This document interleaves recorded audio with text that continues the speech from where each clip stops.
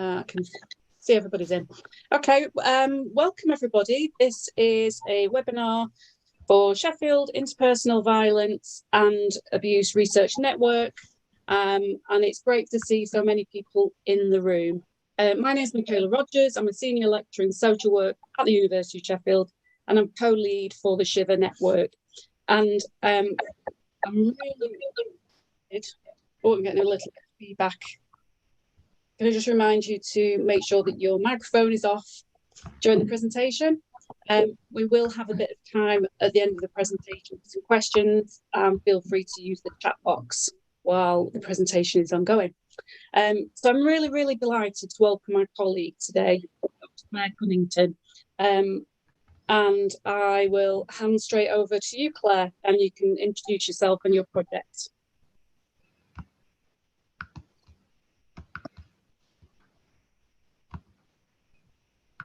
Okay, thanks, Michaela. I think there's some more people coming in, so we'll just give them a minute. There were 10 more people. Wow. This is good. 4 more. Welcome, everybody. If you're just coming in, we will make a start shortly because we've only got an hour scheduled for this webinar. It's not the usual hour and a half. Welcome, everybody, to this webinar for the University of Sheffield Interpersonal Violence and Abuse Research Network.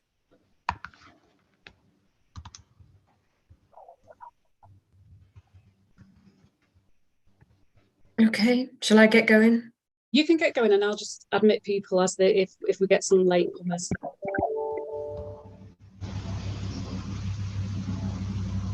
Okay,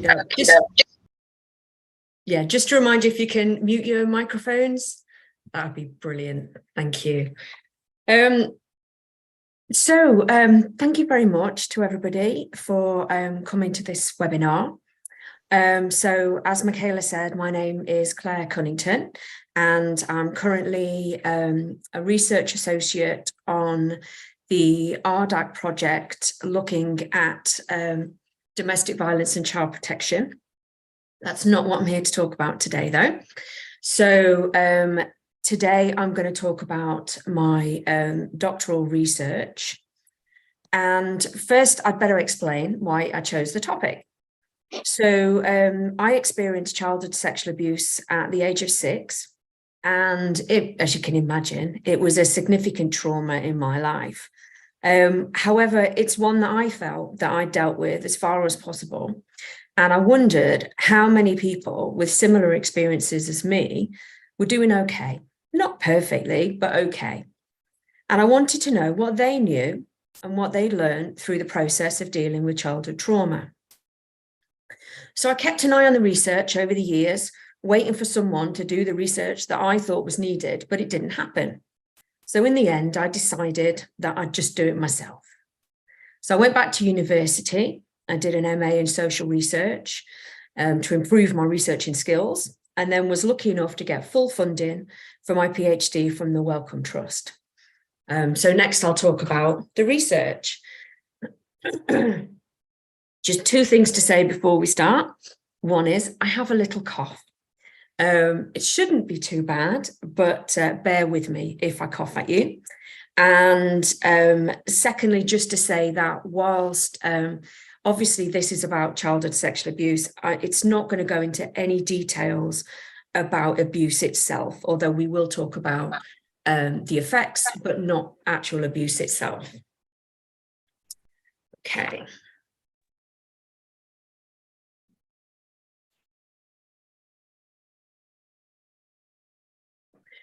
Okay, so I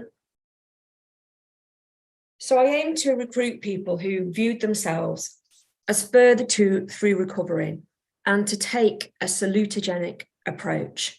So salutogenics was developed by Aaron Antonovsky, and what he was doing was he was studying women in Israel in the 50s and 60s. And what he discovered was that there were women who had endured the Holocaust who still had quite good mental health. And he was really interested in how that was possible. So this is why he came up with this idea in the first place. So salutogenics, it's an alternative way to conceptualize health. So rather than the medical model of pathogenesis. So instead of looking at what causes illness, salutogenics examines what encourages health and well-being. So instead of people being defined in a binary way of either being well or being ill, salutogenics sees health as a continuum. People can either slide towards better health or well-being or towards lower well-being and more illness. And I thought this was a really useful way to conceptualize health and recovery, particularly after trauma, because people are unlikely to ever be completely unaffected. Salutogenics is a way to acknowledge and encourage daily choices towards better self-care, moving the individual towards better health and well-being. The aim is to get closer to what Antonovsky terms coherence, where life is seen as comprehensible, manageable, and meaningful. The entire study was conducted in accordance with University of Sheffield regulations on research quality and ethical practice. And I asked, what helps and hinders recovery? For the first stage of the study, I shared a survey online, and it was also distributed by charities that support victims and survivors of childhood sexual abuse. The survey got 140 responses and then was followed by 21 interviews. And I'll now run through the main results. I've used quotes from participants to illustrate the points, and where these are quotes from interviews, I've given their anonymized names, which many of them chose themselves. I gave them the choice whether they wanted to choose their own anonymized name or not, and quite a lot of them did.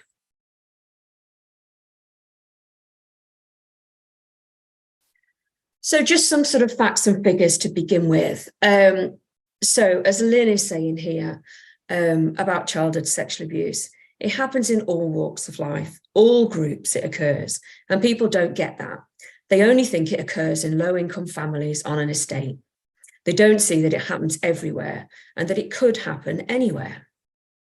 So evidence suggests that childhood sexual abuse happens to 1 in 5 girls and 1 in 10 boys.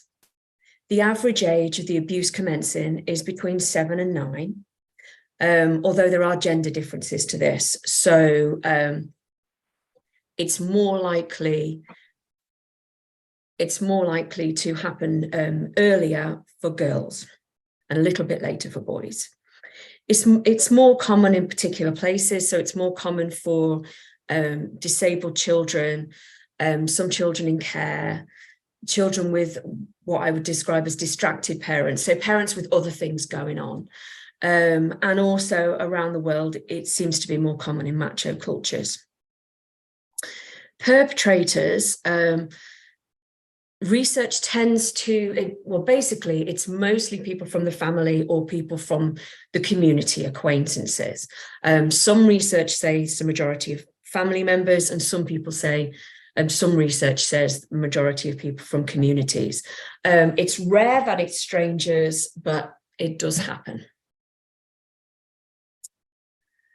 Okay, and what are the effects?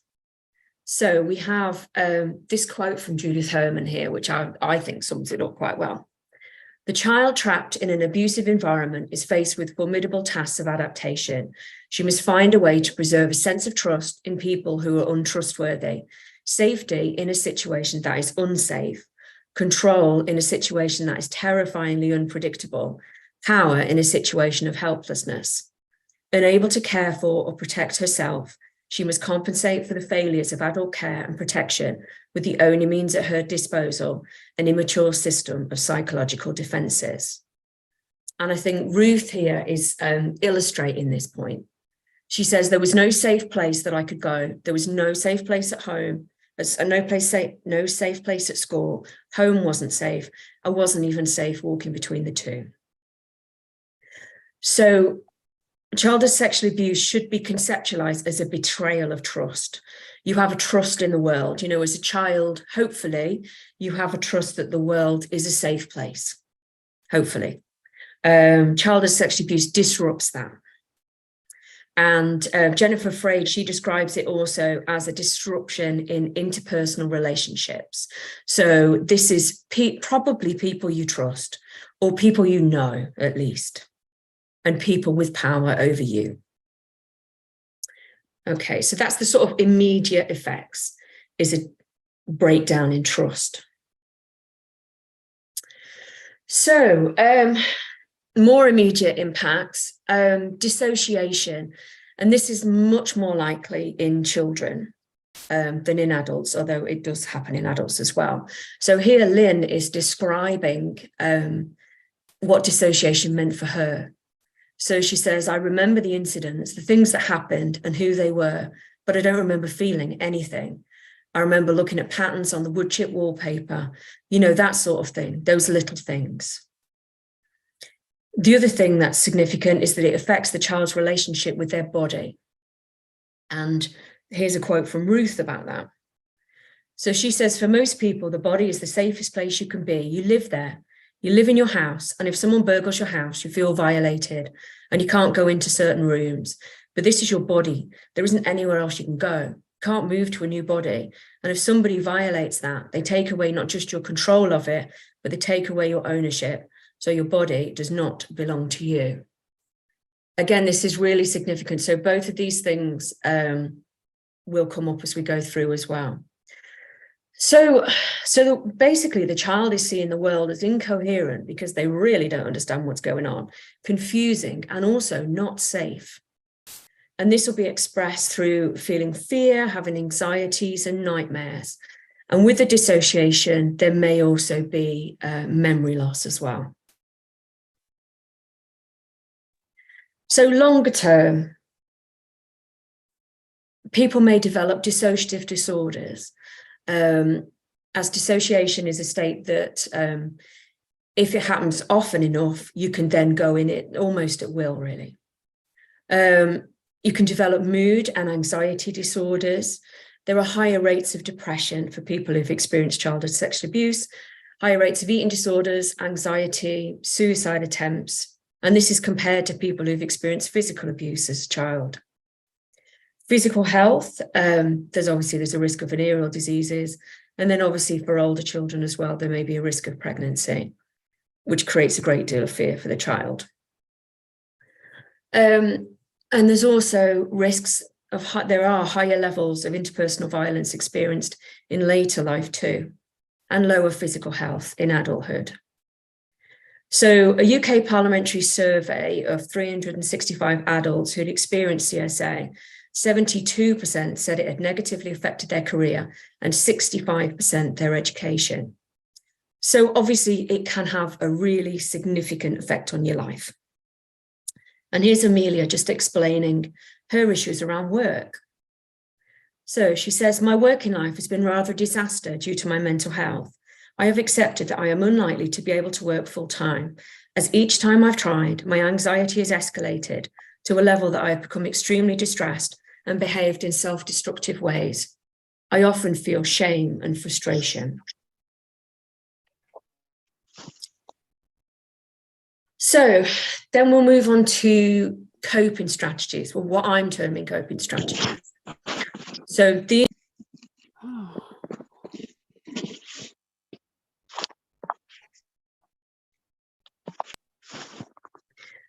sorry, I was on mute there. Not anymore, am I? No. So these are ways in which people try and manage the effects. So these may be, I think actually if we go to Michael's quote, it really sums it up. So he says, whether I cut myself or whether I hook up and then end the marriage early, you know, it's all the same. Whether I go into alcoholism, which I did alcohol for a long time and I liked it because it allowed a totally different person. And when interviewing him, what I found really interesting, he was talking about his problems with alcohol. And he was telling me that he went to a evangelical Christian meeting and converted. And he said, as soon as he did that, he didn't need to drink anymore. And as he was talking about it, he said, actually, it was just the same thing. I just swapped it from one thing to another. So he was managing his stress and anxiety in different ways. So some of these may be addictions, disordered eating, or self-harm. And this research here from Breyer and Gill in 1998, they talked to people who experienced self-harm, and they reported that their self-harm decreased dissociation, emotional distress, and post-traumatic symptoms. So I guess what's worth underlining here is these ways of coping, they do work in the short term, in that they reduce emotional distress and anxiety. But obviously, they may well have longer term consequences. So there are terms for these coping strategies, such as risky or maladaptive. I'd argue that's quite judgmental, really. And I would argue that people are doing the best they can do with what they've got. So it's about developing better strategies and having more options, and moving people from things that have harmful effects in the longer term to things that maybe don't have harmful effects in the longer term. And we're going to talk about this. I'm going to talk about this as we go through. But just to underline, people are doing the best they can do with what they've got. Okay. So diagnosis and treatment. Oftentimes, issues are treated on their own. So somebody might get treatment for depression, or treatment for anxiety, or treatment for an eating disorder. If you're treating the person more holistically, then the two main kind of diagnoses are either borderline personality disorder, which is also termed emotionally unstable personality disorder, or post-traumatic stress disorder.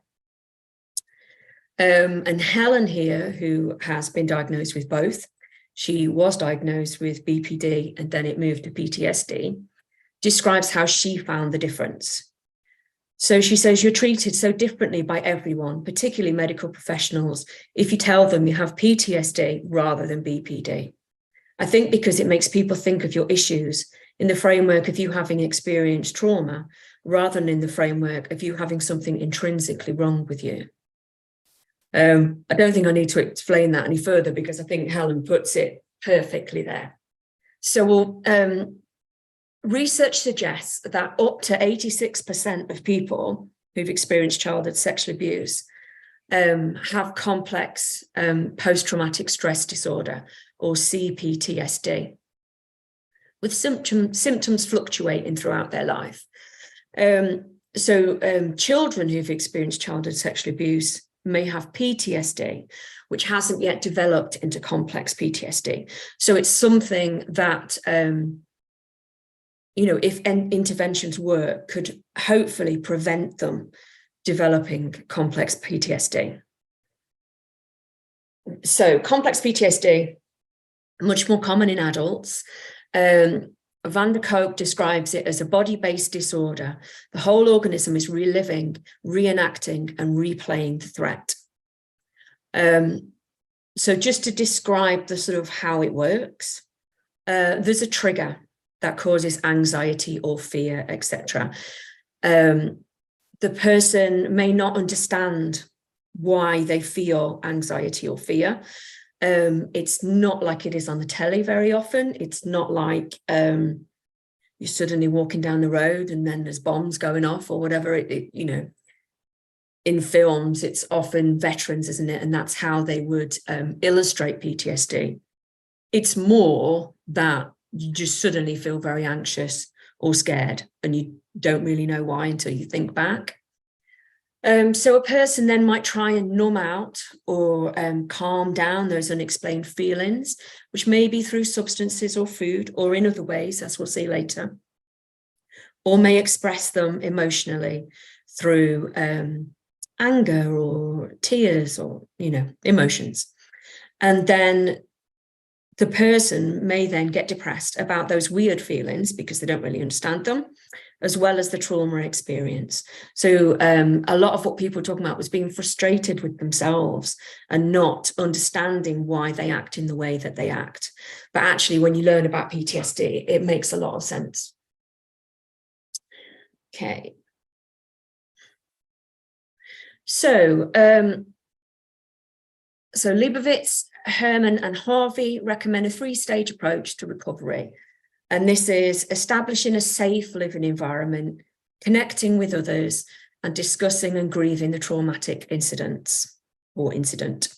And there are good, nice guidelines about PTSD, and they recommend CBT or EMDR, which is eye movement desensitization. No, not sure. Anyway, EMDR. And if you go to those guidelines, you can see what they are. So obviously, one of the most important things about getting treatment is actually telling somebody. And that's not as easy as it sounds. So if you, so this quote here is from somebody from the survey who said, "I haven't really felt safe to be open about what happened to me very much." So again, you have safety coming out here as a really big issue. So the average age of disclosure is people in their mid-20s. So oftentimes people aren't disclosing as children or aren't being heard when they're children. Maybe they're communicating in a way that people don't actually understand, or maybe people just don't want to understand, and we don't know what that is. So just 2 studies as examples. So Alnock and Miller, they found that 42% of disclosures that their 60 participants made as children, nobody acted upon them. Nothing happened. And Palmer looked at 384 cases of childhood disclosures to professionals, and only 12% were acted upon there. They also found that 39% of mothers disbelieved their child when they disclosed any type of familial abuse. And in only 26% of cases did the abuse end after disclosure. So I think it's important to consider here that one of the things that the abuser is likely to say is, "No one will believe you if you tell anybody." And actually, at the moment, it appears that in the majority of cases, that's actually true. So we need to do something about that. So in my research, 56 people talked about disclosure. 17 people said that these were non-offending family members, ignored or enabled the abuse. 14 people were just disbelieved. 8 felt the abuse was minimized. 8 were blamed for the abuse. 7 families supported the abuser instead of the accuser, and 2 people were disowned. So as far as responses went, not very good. So just a couple of resources here to help. The CSA Centre have developed a signs and indicators template. So for assessing children, because obviously children may be too young to tell you what's happened, or they may be too young to actually, they might not have the words to even tell you. So there's some signs here, and I would say for me personally, 90% of those I definitely did. So I think it's a good, it's a good thing to have a look at if you want to look at how can you actually identify issues. Now, obviously, this is, this does, if you're assessing a child and you can say that, yes, they're doing all these things, it doesn't necessarily mean they're being sexually abused, but it probably means they're distressed about something, and you need to look into it and try and figure out what's going on. There are more things in this signs and indicators template that get more specific about what type of abuse. The other thing to mention is that we've made a film, and the address for it is there. It's called Flow, and it's a story about a woman who is trying to disclose abuse and keeps attempting. So she goes to the doctors, but then she just really struggles with it. It's a good film to use in training or awareness raising, to get people to understand how difficult it is and how professionals can make it easier for people to speak So please do, it's 20 minutes long. If you have time to watch it, I really appreciate it. And if you want to share it, please do. We're actually up for a prize for this film with the World Health Organization. They have a film festival, and we are hopefully going to be selected. We're waiting to hear if you've been selected for the festival and if we've won a prize. We don't know. Wish us luck. Okay, so what did I find out? So that's all quite depressing, isn't it? So what can we actually do? What can help? What can change things? So it's also about thinking about what's recovery? What are we actually aiming for? So here's Carly describing recovery for her. The best way I can describe recovery is the shift from being a big bundle of trauma with just a little bit of person on the side to a person with an amount of trauma on the side. Now, one of the things that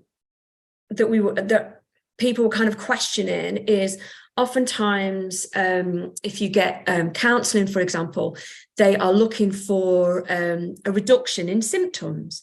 And Van der Kolk argues that, are we just aiming for reduced miserableness? You know, can we aim higher? Can we aim for people to have more happiness and well-being, for example, rather than just a reduction of symptoms? You know, can we go for happiness? One of the things that obviously is often talked about is resilience. You know, how can we be resilient to trauma? And obviously we all want to develop resilience to trauma because trauma happens to all of us in the end. You know, we all lose people or, you know, things happen. But a lot of the resilience research has very changing definitions of what resilience is. So some people, some papers may talk about good educational achievement or a lack of, you know, one paper I read had no mental health problems at all in their lifetime, which I thought was amazing. I didn't know how many people they were going to find there. But so it changes all the time. What is resilience and what does it mean and how do you define it? So I guess I'm advocating for recovering from trauma. So this is something that it's open to all. It's a permanent state. And it's the daily steps towards better self-care and happiness. So this is something following this salutogenic strength-based approach. You know, you might have a lifetime of anxiety and depression, for example, but that doesn't mean that you can't do things that make you a bit happier on a daily basis. You know, you're not necessarily going to have perfect mental health or perfect physical health, but you can do things every day that move you further towards better health and well-being. And this is why I think it's a much more inclusive, much more positive way of looking at recovering. Okay, so what else do people say helped? Relationships, people, you know, we live in a society, we are formed by our relationships.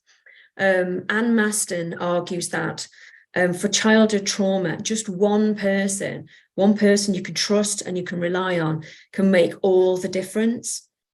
There's research studies that have found that people who've experienced trauma that have good social support are less likely to develop PTSD and complex PTSD.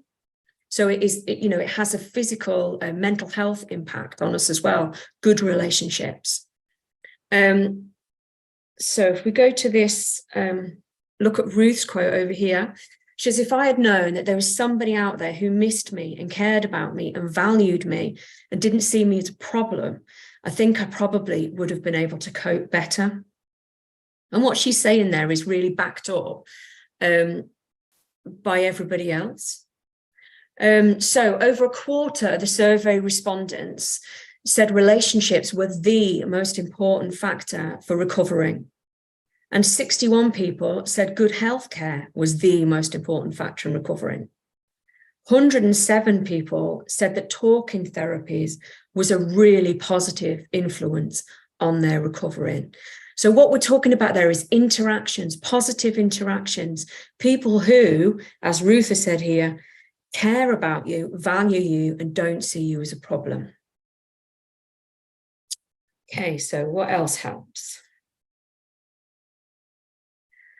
So what I wanted to do was I wanted to, instead of looking at one particular intervention, I wanted to ask people in general what helps. What do you think helps?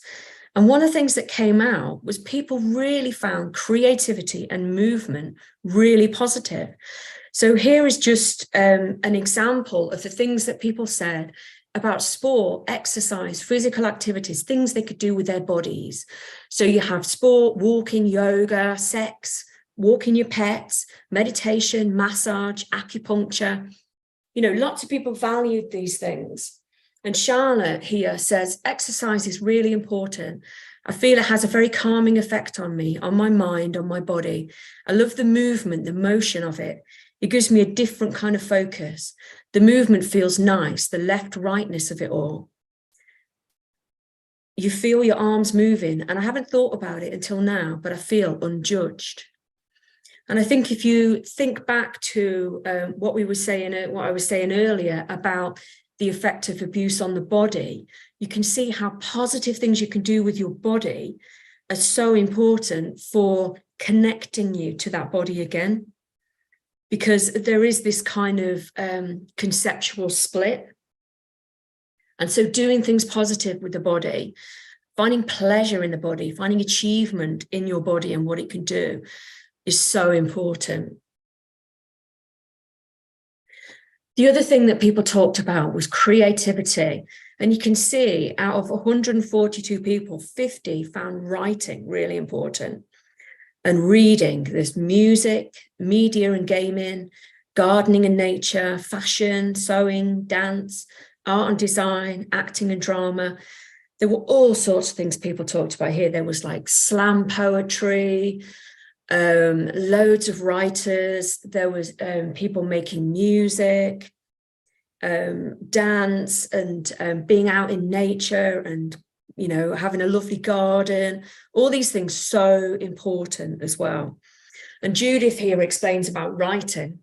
Writing in particular gives me a safe retreat, a place where I can get satisfaction and distraction in complex ideas and language.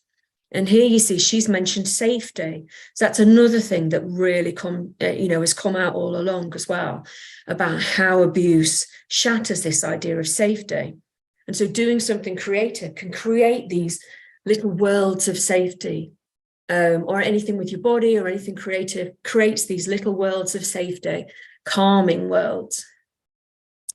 What I found when I was reading these descriptions, and obviously people were talking about all sorts of different things, and each of those things had its own benefits. So obviously gardening would have its own benefit, or running would have its own benefit for your physical health. And, you know, but then they were also talking about this focus and satisfaction and complexity and challenge. And what I realized they were talking about is a state called flow. So flow was developed by Mikhail Csikszentmihalyi, that's right.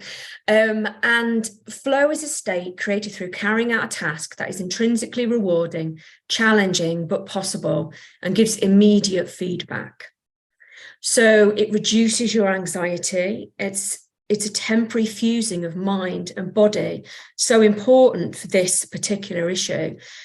And the theory is that creating frequent states of flow, it might enable the individual to create or recreate that sense of safety and happiness. But it's also something really individualistic. So some people might love yoga. I like yoga. But other people might just hate it, and it's not going to cause that state of flow. It's not going to create that state of flow. But they might really love gardening or something. So there's lots of different ways in which you can create flow.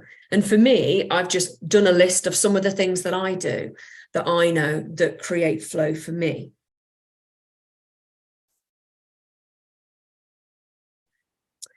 So just kind of recommendations for practice or recommendations for just supporting anybody who's been through this situation.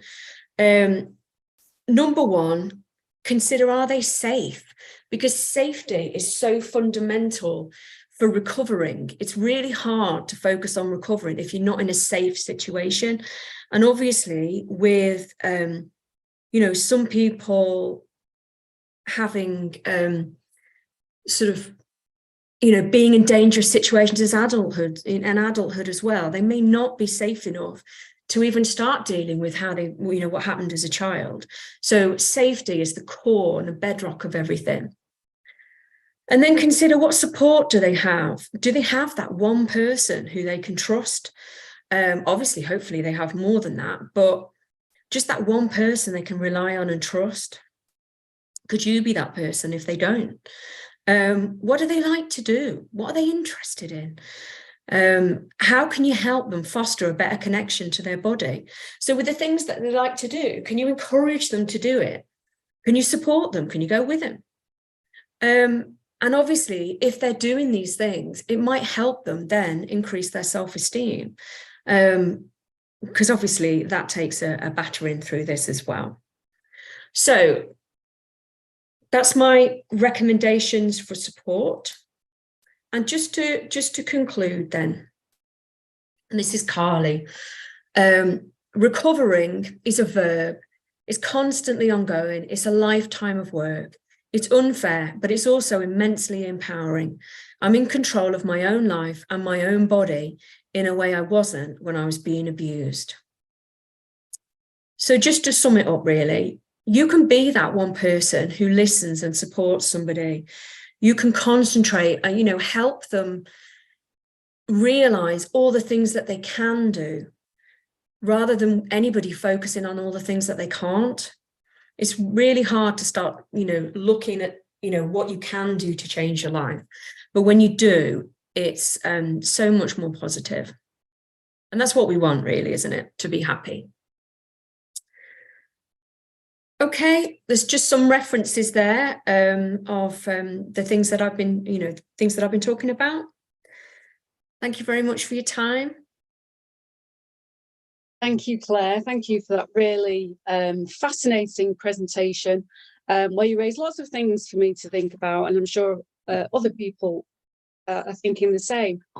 So we've got about 15 minutes for questions. So if you want to put your hand up, if you go to the bottom of your screen, you should see the reactions where you can put, you could wave, or you could put a little thumbs up, or raise a hand if you want to ask a question, or use the chat box. Open my chat box now to see if we've got any questions in there.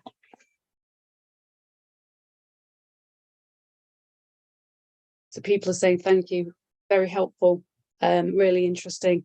I was particularly interested in your idea about recovering, not recovery. While people are just sort of formulating their questions, I just wondered if you'd just talk a little bit about that, a bit more about why it's important to kind of conceptualize recovering rather than recovery. Yeah, I think I guess one of the things that people said so often is that it's not going to go away. The memories aren't going to go away. We can't delete them. We can't, what has happened. And so if you imagine this idea that one day you're going to wake up and you'll be like, I'm done with that. It's all done, finished, all sorted. It doesn't work like that. We wish it would. I wish it would, but it doesn't work like that. And so instead, because you can even, as I was saying at the beginning there, when I started my PhD, I thought I'm pretty much sorted here. It's fine. I'm sorted. And then actually, as you go through, you think, actually, no, I'm not. And what happens is other things bring things up, as you're going through your life. Parenthood really did for me. As you have children, you start thinking about your own childhood. So it ebbs and flows.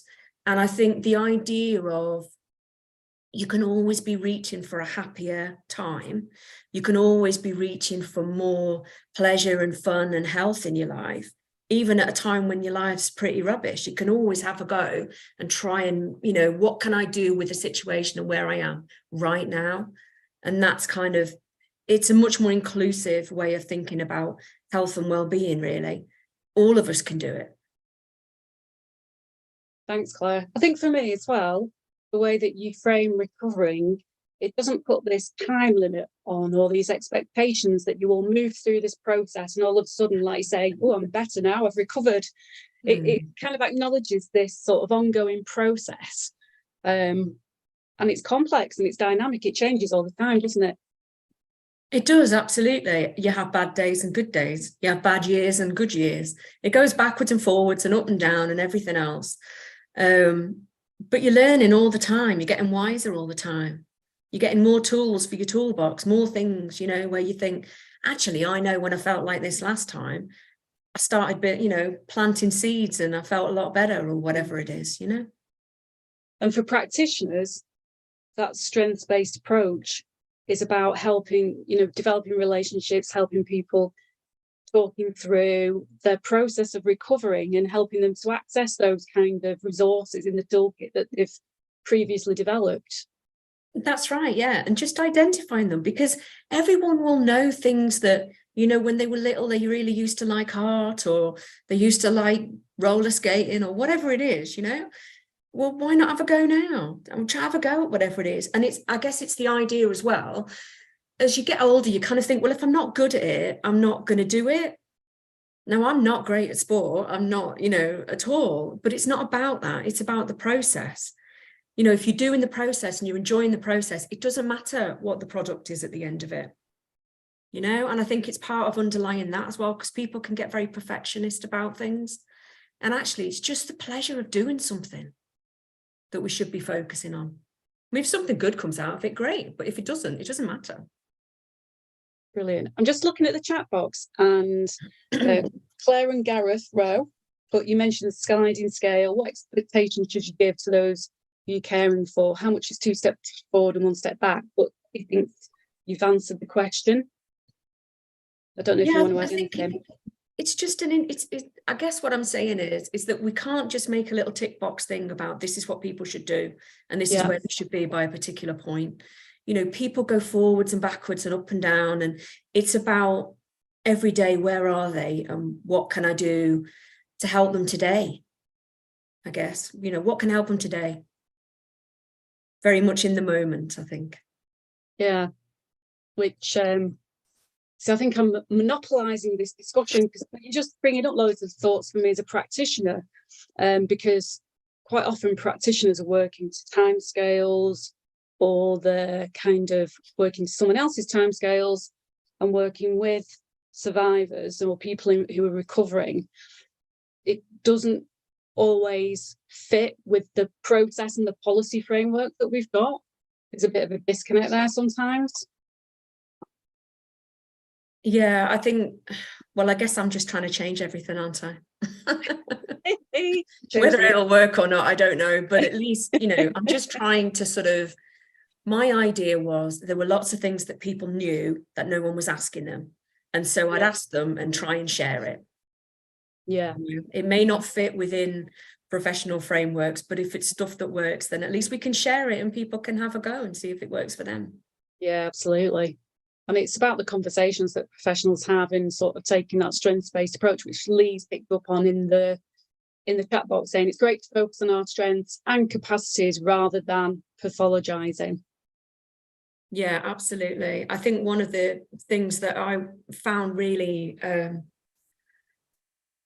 sort of annoying really was people were talking about how much they were infantilized and how much they were treated like they were still children. And, you know, by the time you're talking about it, you're not a child, you're an adult.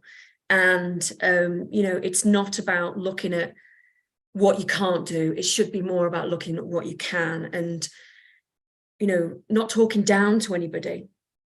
You know, they're not children anymore, which is actually really, really positive for them to know that and to feel that. Yeah, definitely. Again, I could monopolise this conversation, but I won't. I'll go to the chat box. Shuba's put, you discussed Palmer et al. 1999. Were any of the cases from the BAME community?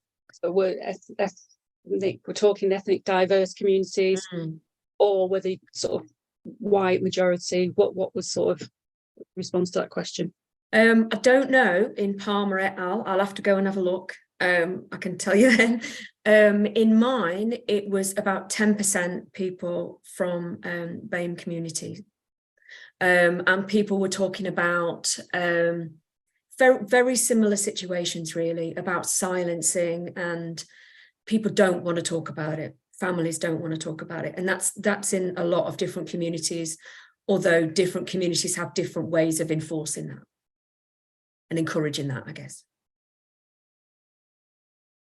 That's interesting, because it also, when you were just saying that, I was also thinking about the LGBT communities and kind of any element of different sort of diversity in terms of identity can add an extra layer of stigma or discrimination, or the barriers to disclosure. Absolutely. So some of the people I spoke to, there were about 15 men that I spoke to, and some of them were gay, and they talked about how hard it was to deal with their sexuality, because they felt, they either felt themselves, whether it was formed by their experiences, or they thought that people might think it was formed by their experiences. And so it just added a real level of complexity to accepting their own sexuality. And were there elements of kind of self-blame as well? And sort of, did you find that in people's stories? Absolutely, yeah. I think when you're children, when you're a child, you tend to think that the world is completely formed by you, and that everything happens around you happens because of you. And so when something like this happens, you're going to presume the same as well. So yes, a lot of self-blame, and that's also very often enforced by the perpetrator as well, and sometimes their own family. Yeah. When they try and disclose it. Thank you. If anyone wants to put the mic on and hear someone else's voice, we'll absolutely welcome you to. Nicola made has commented that it made her think about how important relationship-based practices, that humane connection with another person, is so fundamental. And I think that's one of the points that I wrote down that I'll take away, that even if it's just one person, that connection with another is really helpful. And if you go back to that idea right at the beginning about it being a disruption in interpersonal relationships, having a relationship that works is so healing. Whatever that sort of relationship is, whether it's a loving relationship with a partner or with your children or with your family or friends, or whether it's with a professional, just a relationship that works rather than one that's, so negative. Thank you. And Lee's adding another question into the chat box. Do you see anything in your work that could develop from a focus on self-care to creating community care? I don't know. That's a good question. Great question. What I'm wanting to do next, and I haven't even applied for funding for this, but I will be talking to Michaela about this idea, is to look at how we can encourage people to develop their own sense of flow. And one of the ways that creates flow is actually being with people.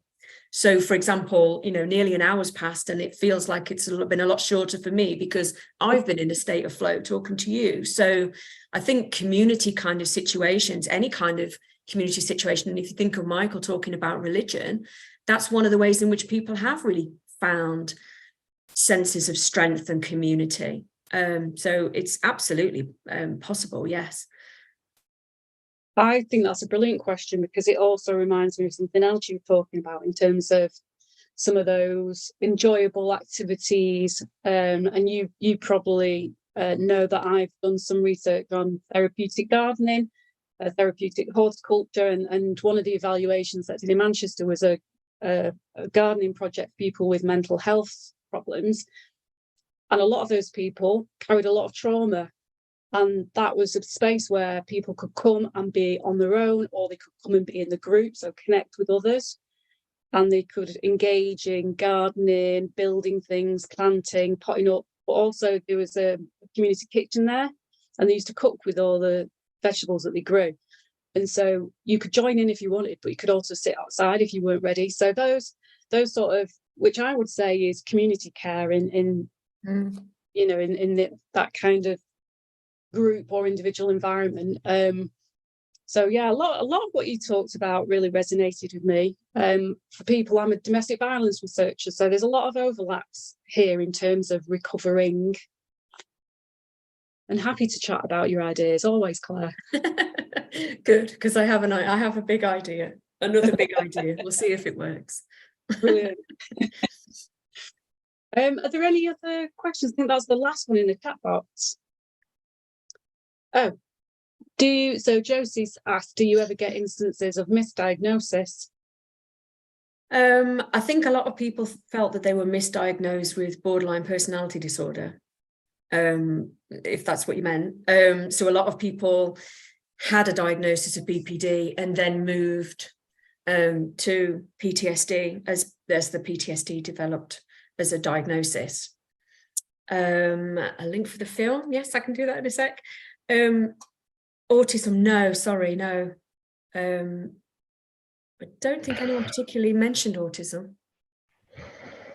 Oh, that's interesting. Just think, because I work in SEND, and we often get instances where we're looking at, not by all means, not necessarily specifically PTSD, but some mental health problems such as disassociation can be very similar descriptions of presenting needs.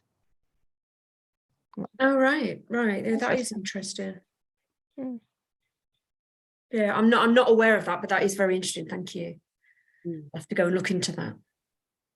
Claire's just posted a link to the film, and I would advise you to watch the film. It's really powerful, and maybe have a little tissue with you while you do so, because it is a powerful, emotive film, and I do hope that it is part of the World Health Organization Film Festival, because it should be. And also what Claire didn't say was that she's been doing webinars, and the film has been part of the Birmingham Film Festival, and all sorts of kind of noise and interest around this film and this particular issue, because it is so important, and it is such a sort of it just resonates with people. So clearly a really important topic, and one that we kind of need to keep working on. Claire, you're going to be the mover and shaker of this world. I hope so. That's my plan. Change the world for the better, just a little bit. Exactly. Any last minute thoughts or comments from anybody? Please do put your mic on or use the chat box. Or if you want to email me after or anything, that's fine. I'll put my email in here, and then you can contact me if you want. Thanks, Bridget, and thanks for everybody who has come over lunchtime to this lunchtime webinar. Lots of thank yous in the chat box. So thank you again, Claire. That was really, really useful and really interesting and informative. And it was just brilliant to see so many people at the webinar, and I hope to see you all for our next one. I'm not sure whether we've scheduled it yet, but do watch out. Oh, thanks, Charlie. Oh, thank you so much. Thanks everyone for coming. Thank you.